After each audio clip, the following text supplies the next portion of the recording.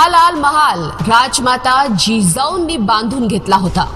छत्रपती शिवाजी महाराजांचे बालपण याच महालात केले होते आणि छत्रपती शिवाजी महाराज पुढे रयतेचे राजा झाले।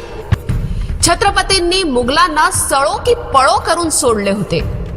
शिवाजी महाराजांच्या अद्भुत साहसानंतर आदिलशहाची दैना तर उडालीच, पण दिल्लीत असलेल्या औरंगजेबला दक्षिणेतील आपल्या सत्तेची चिंता वाटू लागली आणि म्हणूनच पुण्यात तळ ठोकून बसलेल्या आपल्या मामाला म्हणजेच शाहिस्ते खानाला शिवाजी महाराजांचा बंदोबस्त करण्याविषयी त्यानं फरमान सोडलं।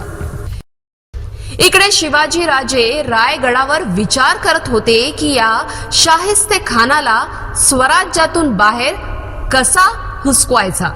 तेव्हाच 5 एप्रिल 1663 रोजी रमजानाचा 6वा चंद्र होता।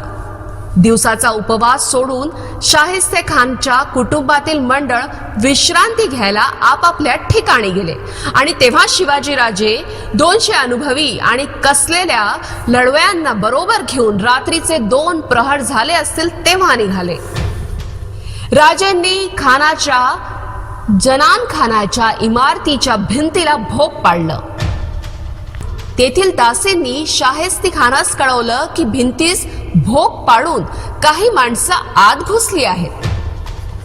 हे ऐकताच शाहिस्ते खान आपलं शय्यागृह सोडून वाड्याच्या औसरीवर आला। चाहूल लागल्यामुळे एकच गडबड उडाली आणि सर्वजण जागे झाले। पळापळ सुरू झाली।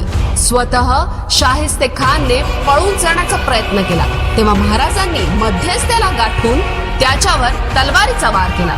त्या वारमध्ये शिवाजी महाराजांनी शाहिस्ते खानाची 3 बोटे कापली। एक वेळ जीव गेला असता तर बरं झालं असतं अशी खानाची स्थिती झाली। तो हल्ल्यातून बचावला, पण भीतेने गाळण उडालेल्या शाहिस्ते खानाची 3 बोटे छाटली गेली आणि पूर्ण मोगल राजवटीची अब्रूच गेली।